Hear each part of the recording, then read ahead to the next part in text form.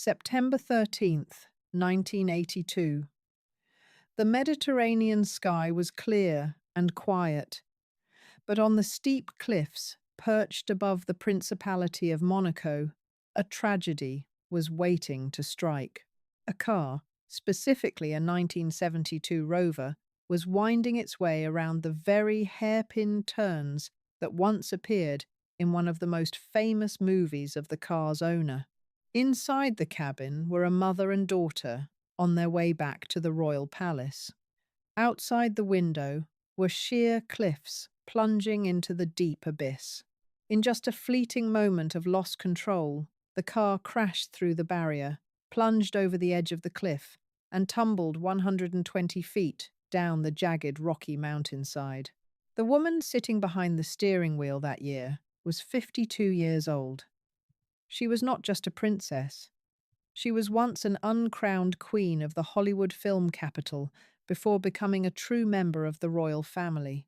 She bravely cast aside everything, from the brilliant glory of the golden Oscar statue to the most glamorous stage lights in the world, just to marry a prince and step into a secluded castle. Her name was Grace Kelly, and the magnificent fairy tale that all of America was once deeply infatuated with was preparing to end in the most cruel and painful way imaginable. This is the historical story of how a quiet girl from Philadelphia transformed into an iconic princess, and how that perfect dream was gradually eroded into something darker than anyone could have foreseen.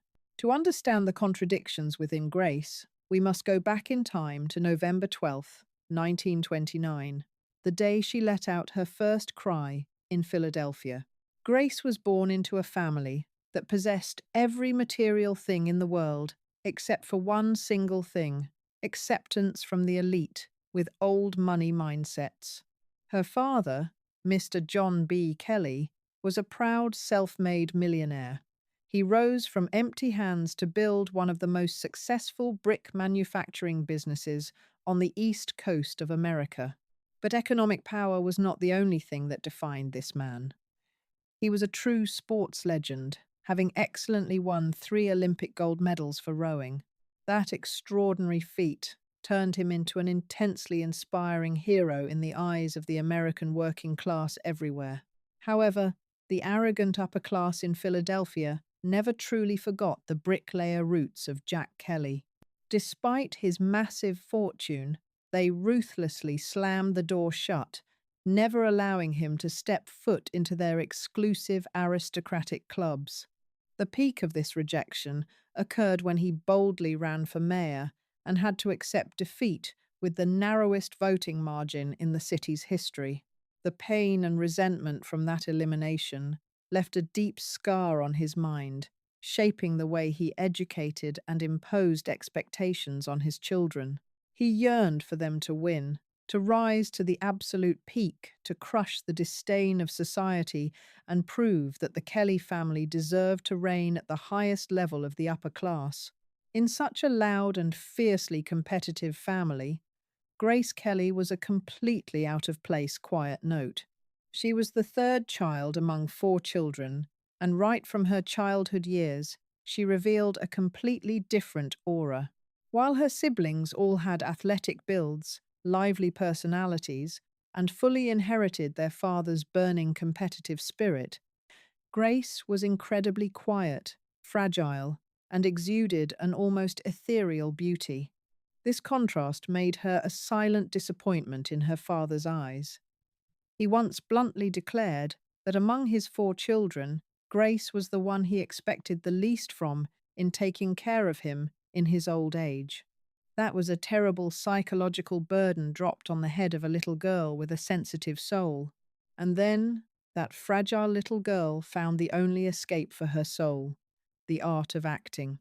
At the age of 12, Grace stepped onto her first personal podium of glory when she played the lead role in a play at a local community theatre. Under the blinding stage lights, she was infatuated with the feeling of transformation, loving the way she could cast off her low self-esteem to fully incarnate into another person. To the Kelly family, This was just a naive schoolgirl hobby, an impulsive phase that would quickly fade away.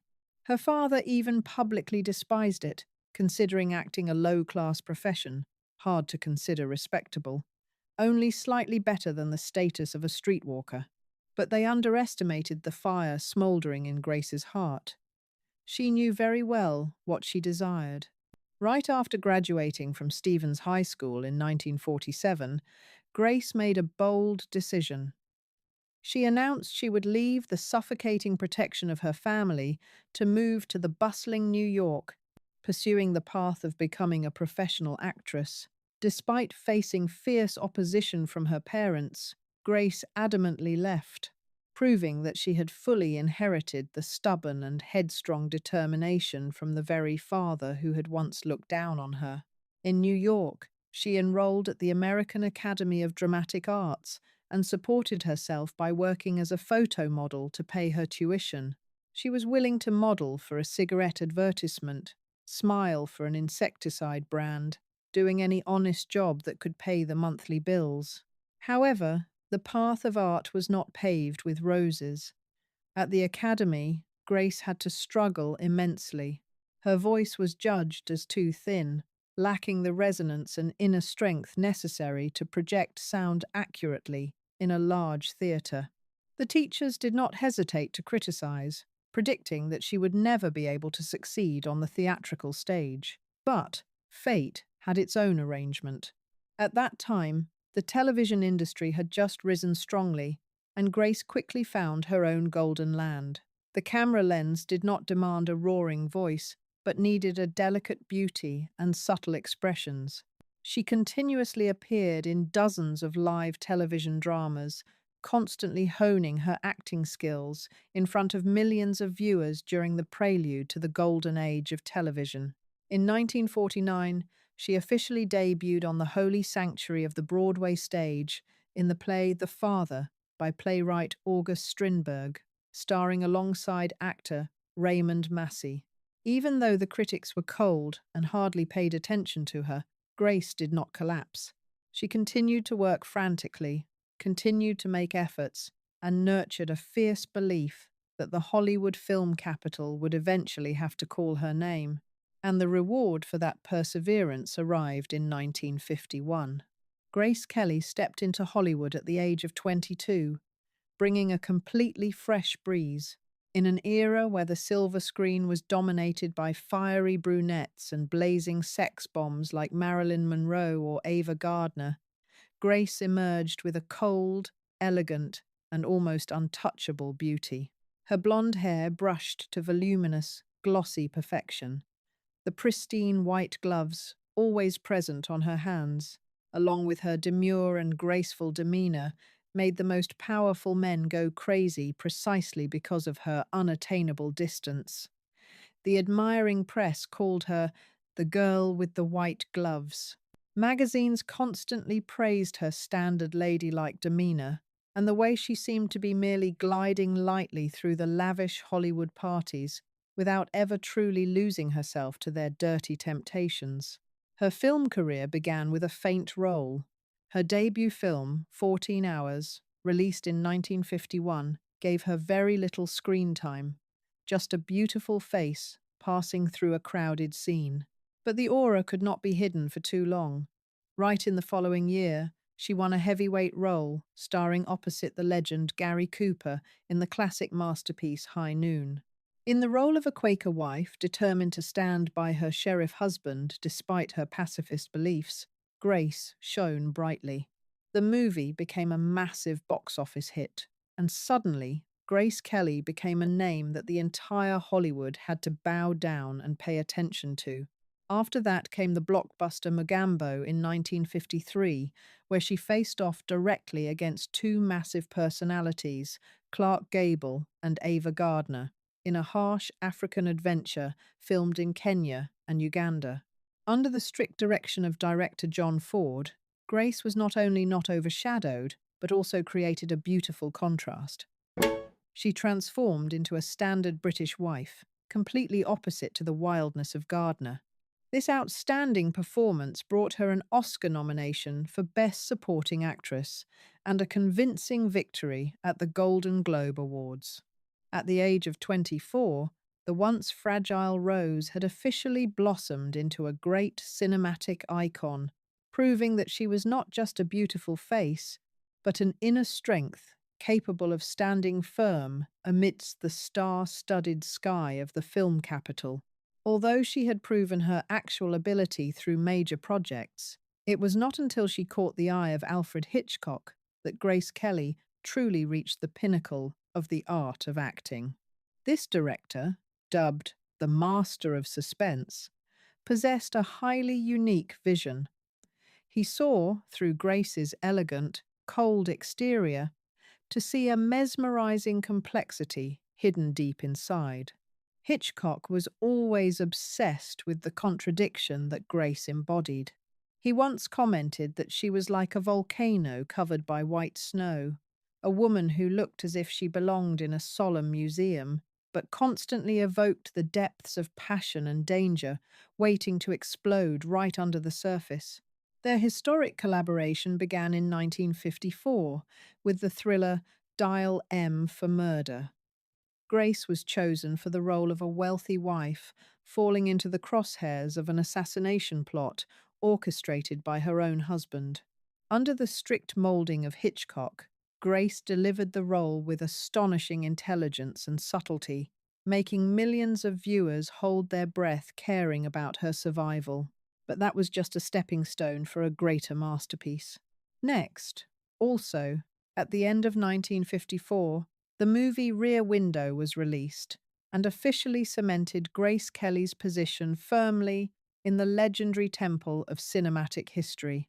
Starring alongside actor James Stewart, she transformed into Lisa Fremont, a haughty fashion magazine editor, infatuated with a photographer with a broken leg who cared more about his camera than her.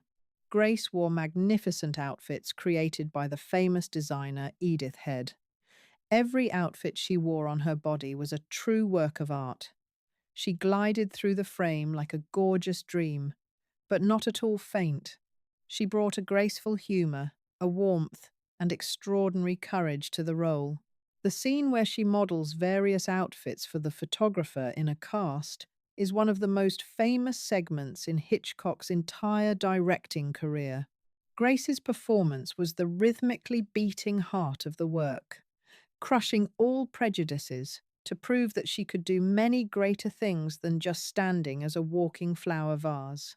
She could be funny, she could be vulnerable, and full of intense charisma all at once. Hitchcock was completely obsessed with her. Later, when Grace left Hollywood, he spent many years in his career trying to find another actress who could recreate what Grace had brought to the screen. He cast one blonde after another, but never truly recaptured that miraculous magic. Grace was his only perfect muse, the embodiment of everything he desired in a leading lady.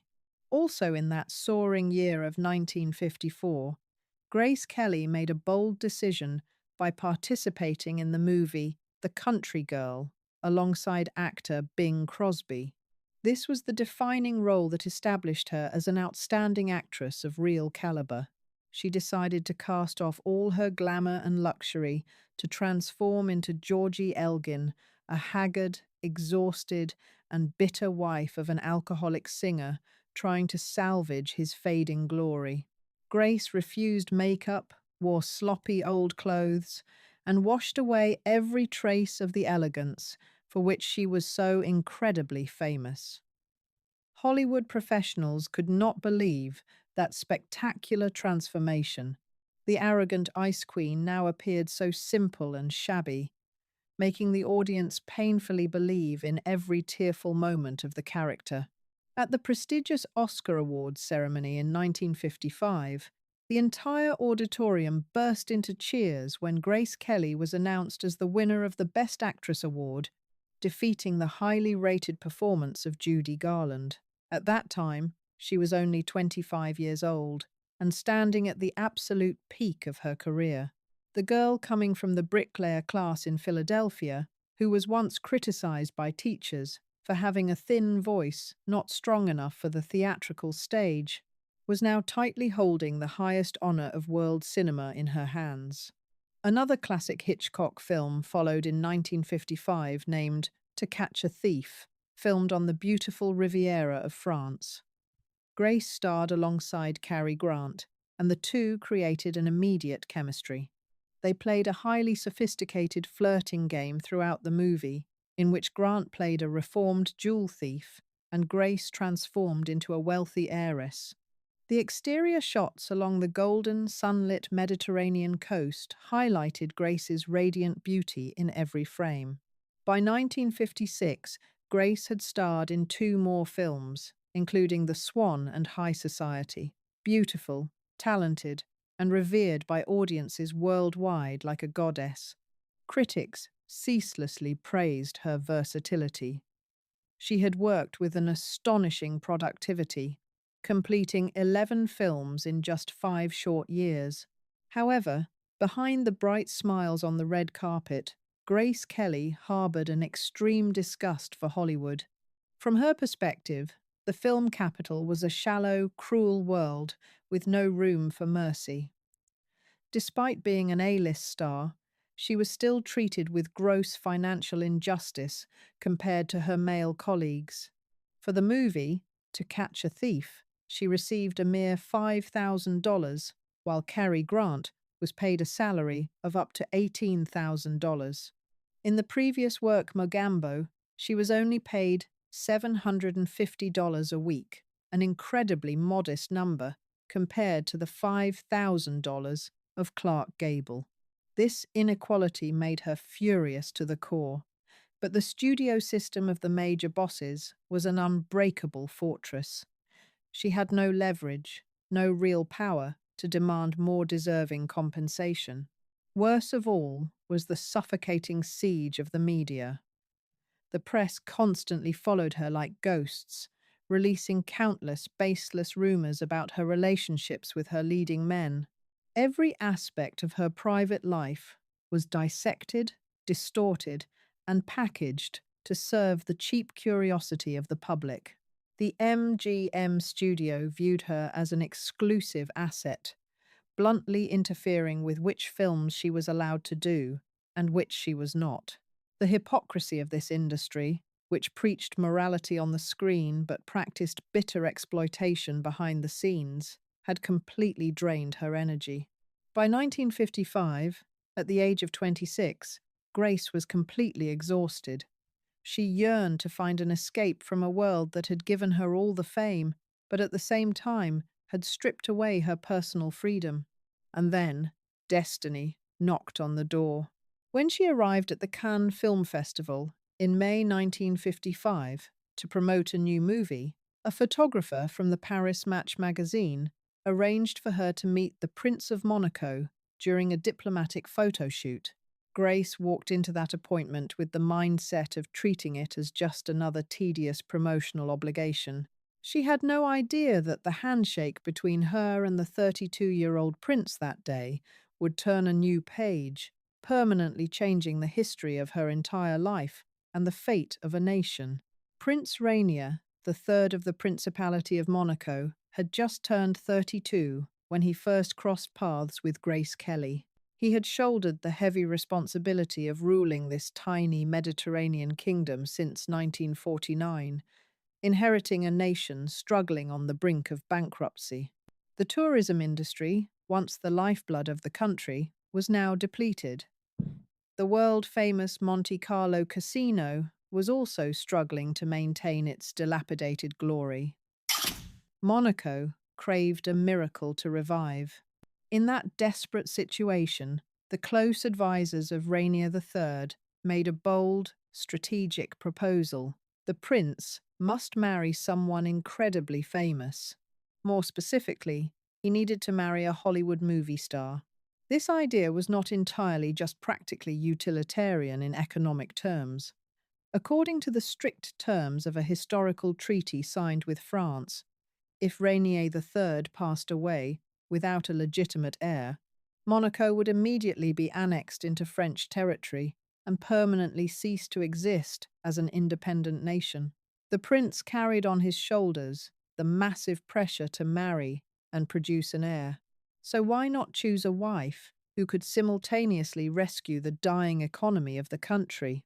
The maritime billionaire, Aristotle Onassis, a friend and also a close business partner of the prince, even bluntly suggested the name Marilyn Monroe.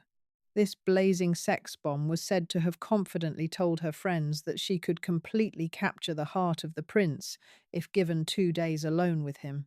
But Rainier III had no interest in Monroe's ostentatious sex appeal. He yearned for a woman with an aura of class, a timeless elegance, someone with enough propriety to become a princess in the true sense. And Grace Kelly was the most perfect answer bestowed by God. The historic meeting between Grace and Rainier III on May 6, 1955, almost did not happen. The atmosphere at the Cannes Film Festival at that time was incredibly chaotic due to a widespread electrical strike, leaving Grace unable to get her hair professionally done at the hotel. She hurriedly put on a wrinkle-resistant floral print dress and styled her still slightly damp hair herself by pinning a few fake flowers into it. The situation got even worse when the car of her escort got into a minor traffic accident on the way, making them severely late. When Grace finally set foot in the Monaco palace in exhaustion, Rainier III personally came out to greet her and took her on a tour. He led the female superstar walking through the brilliant gardens, admiring the majestic throne room, and even visiting his private zoo with packs of lions, monkeys, and tigers. That fateful visit lasted a mere 45 minutes.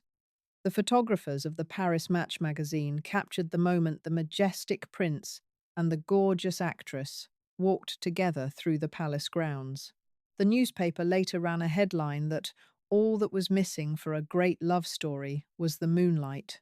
Grace later described Rainier III as a charming man, but at that time, her heart was occupied with the French actor Jean-Pierre Aumont. She left Monaco and boarded a plane back to America with thoughts barely concerning the distant prince. However, Rainier III was completely captivated by her beauty and aura. He began an incredibly romantic courtship campaign by writing handwritten letters to her. The lengthy, passion-filled letters patiently flew across the vast Atlantic Ocean, from the Monaco Royal Palace to whatever stopover or film set where Grace was working. They communicated with each other through the pages for 8 grueling months, sharing intimate thoughts, grand dreams, and the core values of life. In an era without instant communication means, this slow courtship process allowed two people from two completely different worlds to deeply understand each other's minds. During the Christmas holiday season of 1955, Prince Rainier III flew all the way to Philadelphia. He walked into the Kelly family mansion to officially ask Grace's parents for permission to propose to her. On January 5, 1956, the radiant couple announced their engagement to the astonishment of the whole world. Grace wore on her hand a gorgeous engagement ring crafted by Cartier that the prince gifted her, adorned with sparkling rubies and diamonds representing the red and white bi-colored flag of the Principality of Monaco. Shortly after, he continued to give her a second ring, a platinum band inlaid with a giant emerald-cut diamond, which she later wore in the final movie of her career. The global press went crazy. An illustrious American movie star was preparing to marry a European prince. It was a vivid, real-life fairy tale, the perfect material to weave the most magnificent dreams. But royal reality was never a picture with only pink colours. There was an incredibly harsh prerequisite attached to this marriage. The Grimaldi family and the Constitution of Monaco required Grace Kelly to completely cast off her acting career. A reigning princess could not be an actress, working for hire for film studios. And even more bitterly, Grace's family had to pay a massive dowry worth $2 million to the Monaco royal family. Basically, This meant she had to scrape together all her earnings from her years of blood, sweat, and tears in Hollywood, plus a large portion of her family's assets, just to buy a passing ticket into the ancient European royal circles.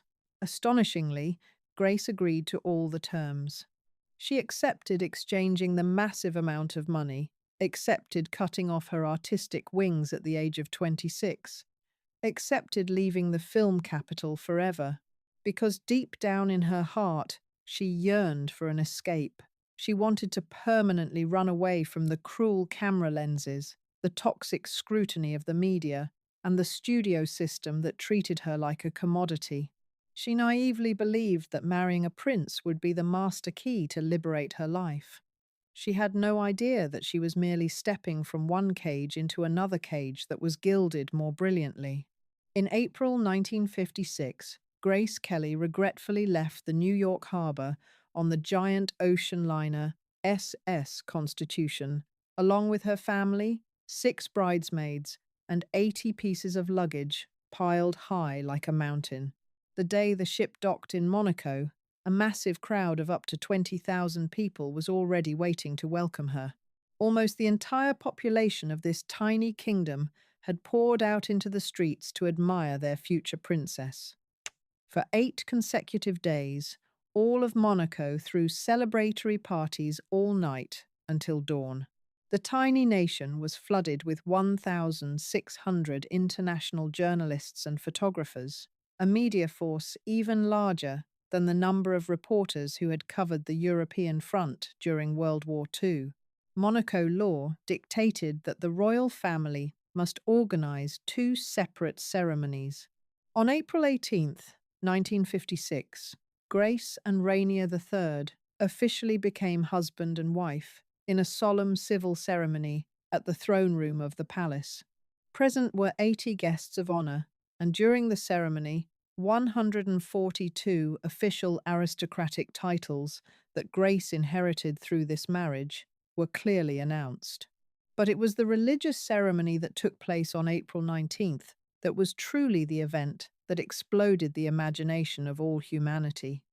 About 700 powerful guests filled St. Nicholas Cathedral.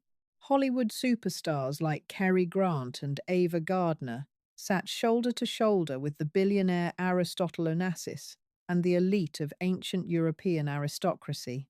On that momentous day, Grace's wedding dress was an unprecedented masterpiece created by costume designer Helen Rose of the MGM studio. To complete the dress, the artisans had to use up to 25 yards of premium silk taffeta, 100 yards of silk net, thousands of meticulously hand-sewn pearls, and a priceless 125-year-old layer of Brussels lace purchased from a museum. The dress featured a high neck design, long sleeves, combined with a magnificent train extending more than 3 meters on the church floor. This extravagant ceremony was broadcast live on television, attracting the viewing of 30 million astounded audience members across 9 European countries. This was the very first royal wedding in human history to ever be broadcast live, establishing a grand template for all royal weddings that followed. But behind that glorious magnificence that blinded the whole world, both Grace and Rainier III were exhausted of their energy. Many years later, the prince only dared to admit that this entire massive media event was a burden too heavy to bear. And both of them had once wished if only they could secretly elope to an unknown little chapel on the mountain to get married in peace. Grace Kelly, now having become the noble princess, Princess Grace of Monaco, had officially stepped into the fairy tale loved by 10,000 people. It was just that fairy tales often hide the darkest and coldest hidden corners behind the castle gates. The first years behind the gates of the magnificent royal palace were precisely the darkest and most difficult period for Grace Kelly. She set foot in the Principality of Monaco when she could barely speak a word of French, the official and mandatory language of this country. The lavish palace turned out to be a suffocating fortress, always solemn, rigid, and completely dominated by diplomatic protocols that had been stipulated centuries ago. The mother of Prince Rainier III, Princess Charlotte, even though she had renounced her right to succeed to the throne and moved to Paris to live, still maintained a powerful influence over royal palace life and showed absolutely no welcome for her daughter-in-law, who came from a background as an American actress. Grace sank into an agonizing homesickness. She missed her family, missed her old friends, missed the comfort and free, intimate rhythm of American culture. In Monaco, everything was stereotyped, like a pre-written play, heavily loaded with protocol. Now, instead of reading movie scripts, she had to face mountains of diplomatic duties, endless official receptions, ribbon-cutting ceremonies, and countless charity events, all conducted in a foreign language that she was still struggling to learn day by day. The people of Monaco immensely loved her beauty and elegance. But deep inside, Grace frequently fell into the feeling that she was more like a precious artifact displayed in a glass cabinet rather than a real human being. And above all, she missed acting. Dear Lord, she missed it tormentingly. She craved the feeling of being creative, of challenging herself when transforming into another life under the brilliant lights of the film set. By 1962, a ray of hope flashed when her old mentor, Alfred Hitchcock, sent her an invitation to play the lead role in the psychological thriller Mourning. Grace was incredibly excited and yearned to return. She immediately began to prepare, passionately studying the script and imagining the day she would be free to act again. But when this news leaked out, the reaction from the Monaco public was incredibly fierce and cruel. A reigning princess could not lower herself to be an actress on screen, especially when having to play a thief with a complex psychology. The royal palace officials stated bluntly that the movie was an unacceptable insult to the crown. Faced with the pressure of the royal family and public opinion, Rainier III chose to stand on the side of tradition. Grace had no other way but to swallow the bitter pill and decline Hitchcock. That shock was a fatal blow to her soul. It made her realize a harsh truth. The iron gates of the palace were not only built to protect her, but also to imprison her, forever preventing her from living true to her own passion. She would have to spend the rest of her life tormenting herself about what might have happened if she had chosen a different path.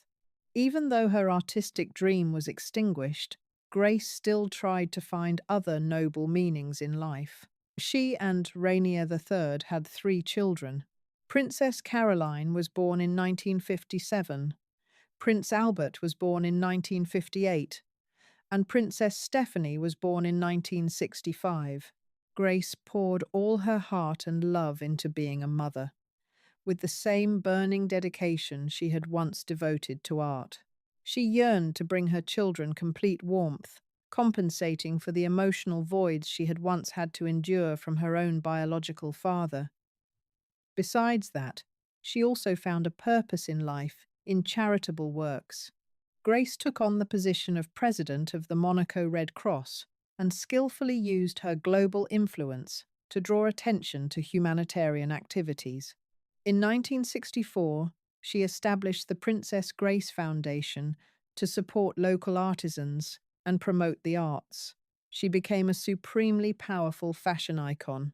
When she used a large Hermes handbag to cleverly hide her pregnancy from the lenses of the paparazzi, that bag became so associated with her name that the Hermes brand officially renamed it the Kelly bag, one of the most coveted fashion accessories in the world. Looking from the outside, everything seemed flawlessly perfect. A beautiful princess, a devoted mother, an ageless symbol of glamour. The fairy tale seemed to remain intact, but behind the cold stone walls of the palace, that marriage harbored countless hidden corners. Although there were sincere feelings binding them together for 26 years, there were also countless times. Rainier III proved to be a cold and highly controlling man. Grace's wings of freedom had been cut off far more ruthlessly than what she had originally compromised on. They were a couple who had to steer together through an impossible situation, a marriage exposed to the public, living under continuous scrutiny to a suffocating degree, where neither of them could completely live as their true selves. Time passed. Entering the early 1980s, Grace had reached the threshold of 50 years old. Her children were now almost grown up. Caroline was married, Albert was step by step asserting his position, and Stephanie, the youngest 17-year-old daughter, was still struggling to find her own path. Grace began to show signs of weight gain, and she had to face cruel public pressure about it. The press scrutinized, recording every pound of weight change on her body as if the value of a princess was completely tied to maintaining the slender figure of her Hollywood days. She desperately sought ways to fill her empty days as her child-rearing mission was gradually coming to a close. Close confidants later recounted that, during that summer of 1982, Grace seemed to always be restless, yearning, as if she were wandering in search of something lost that she herself could not even name. September 13th, 1982. Grace and Stephanie were enjoying the late summer days at Rock Agel, the beautiful country estate of the family perched precariously on the mountains above Monaco. According to the scheduled itinerary, they were to return to the royal palace that day, so Stephanie could prepare in time for the new school year. The loyal driver brought the car to the front door, an 11-year-old Rover 3500, and offered to drive. But the back seat was fully piled with boxes of clothes and heaps of bulky luggage, leaving not enough space for 3 people. Grace firmly brushed it off, asserting she could drive this car herself. Even though that road was extremely dangerous, full of sharp hairpin turns and sheer steep cliffs, it was a territory she was overly familiar with. What no one knew at that fateful moment was that Grace had been and was being silently tormented by severe headaches. Right on that morning, she had complained about feeling incredibly tired inside. But then, the mother and daughter still started the engine and set off down the mountain, heading toward the royal palace. Ironically, that spectacular winding mountain pass was also the very place she had once poured her soul into filming romantic scenes in the movie To Catch a Thief with Cary Grant, nearly 30 years prior. The glorious cinematic dream of the past was reappearing, but this time it was leading her straight into an inescapable tragedy. The exact details of what happened on that deadly mountain road will remain debated for many years, complicated by the awkward cover-up from the palace and the conflicting accounts from witnesses. But one thing is certain, that when the rover had travelled about 2 miles outside the village of La Turbie, at a particularly sharp hairpin turn, Grace's car failed to make the curve. Later, when she had calmed down, Stephanie tearfully recounted to her older sister Caroline about those final terrifying moments. Grace continuously exclaimed in panic that she could not stop the car. The braking system seemed not to be working. Stephanie grabbed the handbrake and pulled as hard as she could, but it was also useless. The car bucked, accelerated violently, and crashed straight into the barrier separating the road and the cliff below. The impact force was so strong that the car smashed through the fence, plunged over the edge of the cliff, and tumbled 120 feet down the steep mountainside. It battered and rolled continuously until it lay with its belly exposed at the bottom of the deep abyss. The first person to approach that terrifying wreckage discovered Stephanie trying to drag herself out through the driver's side window. Not because she was the one driving, but because the entire passenger side had been completely crushed, turning the driver's door into the only escape route. Grace was still trapped tightly inside the car, unconscious. The rescue team rushed to the scene and carefully pulled her out of the scrap metal. The once illustrious superstar was immediately taken straight to the Princess Grace Hospital, the medical center bearing her very own name. The physical injuries were incredibly severe: traumatic brain injury, crushed chest, fractured femur, broken ribs, and a fractured collarbone. However, the emergency doctors quickly realized a more frightening truth. The worst injury did not come from the crash. Grace had suffered a stroke. A cerebral hemorrhage had occurred, causing her to completely pass out just as she was trying to navigate one of the most treacherous stretches of road in Monaco. The disastrous crash was merely the consequence of the stroke and not the cause. However, the Monaco royal family, with a rigid adherence to diplomatic principles aimed at avoiding public panic, began issuing misleading press releases. They told the world that Grace's condition was stable, that she had only broken a few bones but was expected to recover soon.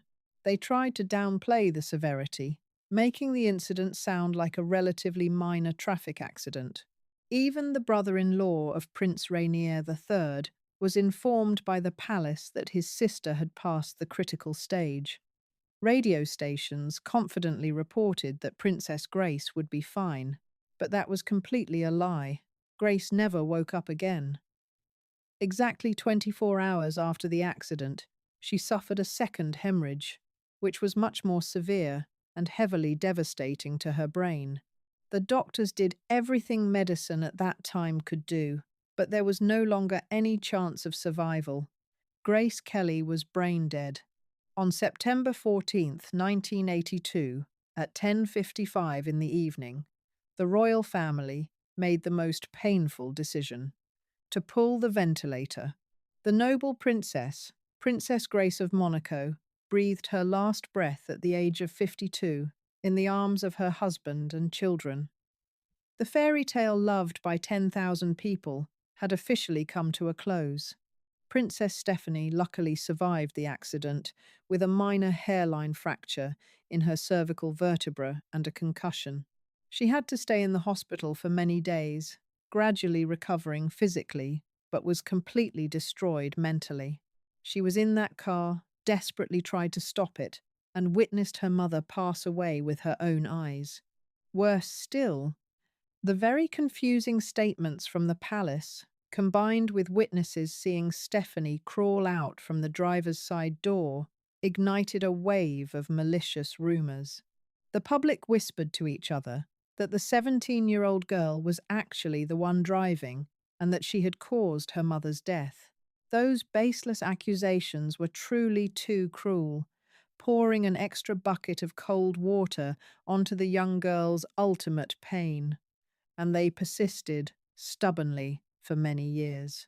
The psychological shock and physical injuries made Stephanie unable to even attend her mother's funeral. She was still stuck in her hospital bed. Prince Rainier III and his two older children, Caroline and Albert, had to wipe their tears and say their goodbyes without her. The state funeral was solemnly held on September 18th, 1982, at St. Nicholas Cathedral, right at the very place where Grace had donned her magnificent wedding dress to marry Rainier III, exactly 26 years prior. More than 400 powerful guests attended. First Lady Nancy Reagan represented the United States of America. Princess Diana brought deep condolences from the British royal family. Cary Grant, her once close co-star, was also present with swollen eyes from crying. Friends around him reported that Grace's sudden death had dealt a fatal blow to the actor's spirit, far exceeding the pain he had once experienced when losing Alfred Hitchcock or Ingrid Bergman. The tear-filled funeral was broadcast widely across the globe. Statistics estimated that about 100 million people around the world watched the Principality of Monaco bury their beloved princess.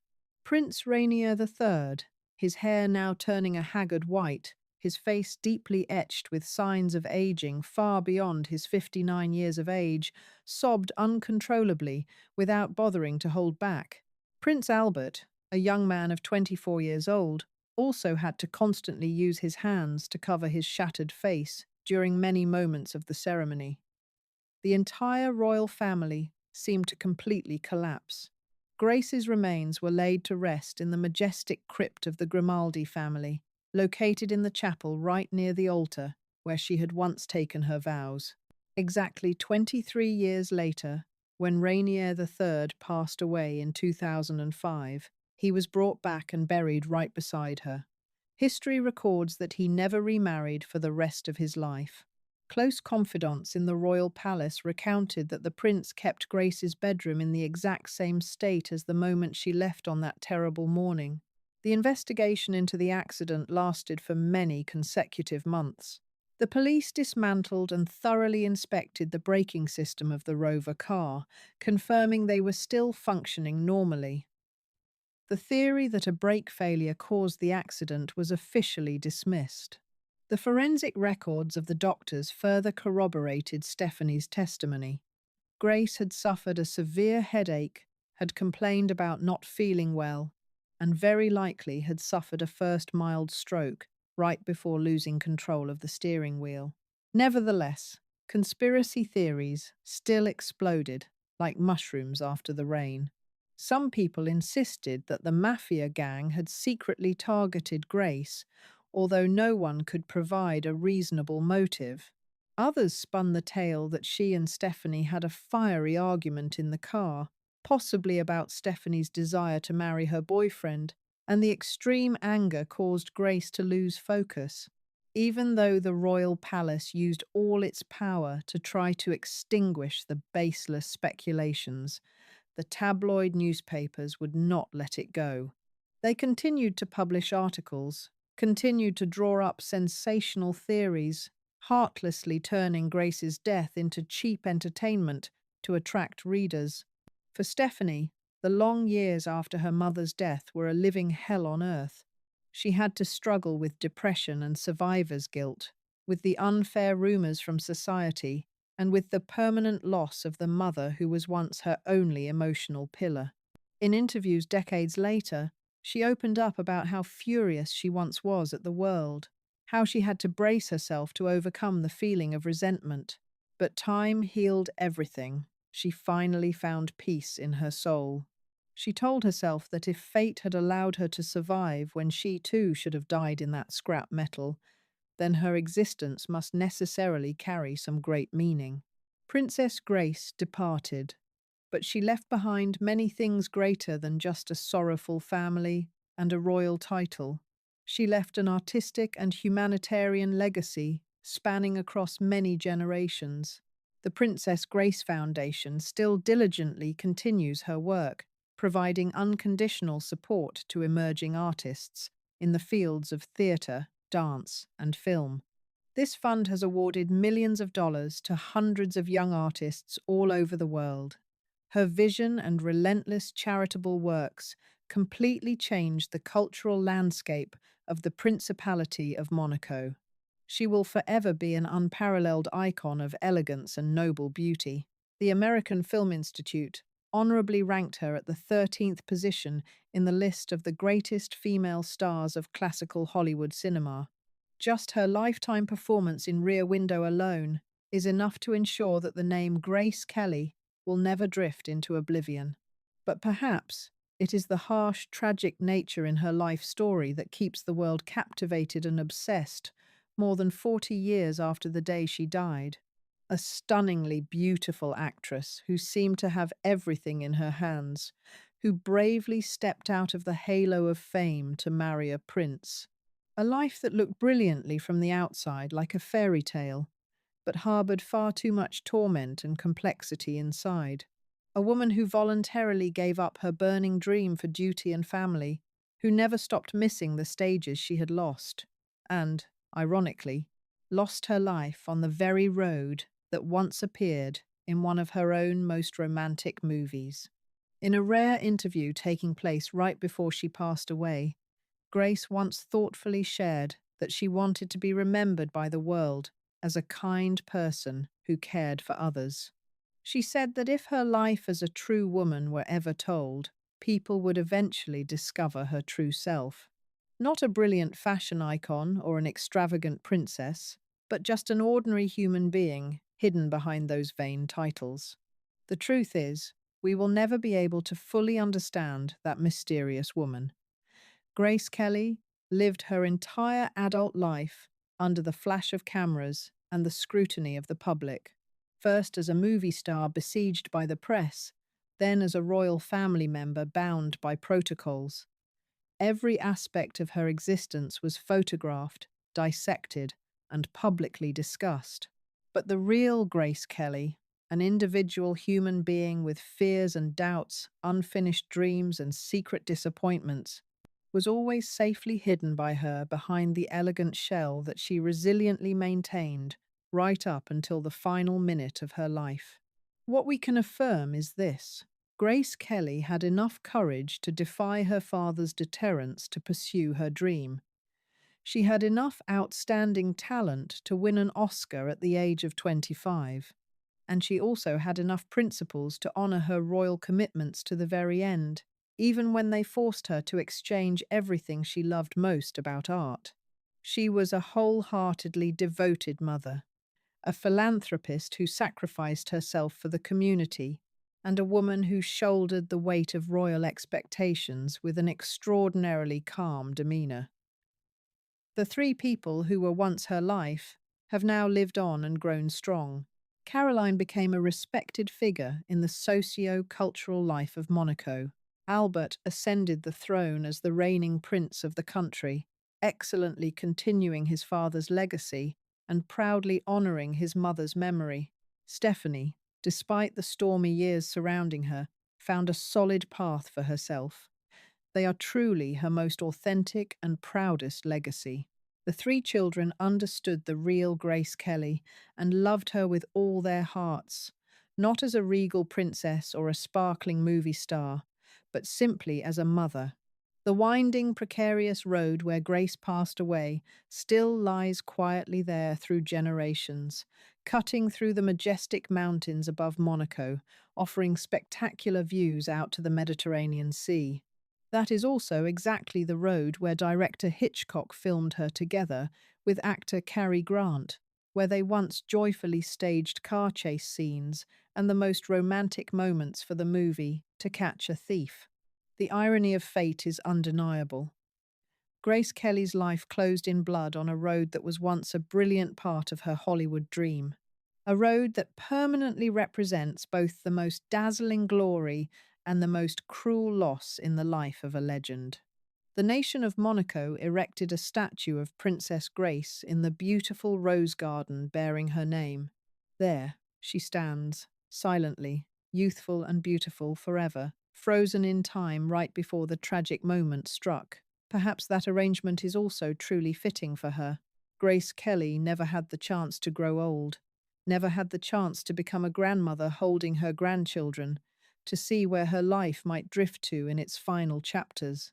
She will forever remain in the memory of humanity and in the immortal films, forever youthful, forever radiant, and forever a princess walking out of a fairy tale loved by 10,000 people, but having to hastily come to a close much too soon. If you feel immersed in this historical story, full of ups and downs and extraordinary resilience, please hit the like button on the video and subscribe to our channel so you do not miss the next captivating documentary films.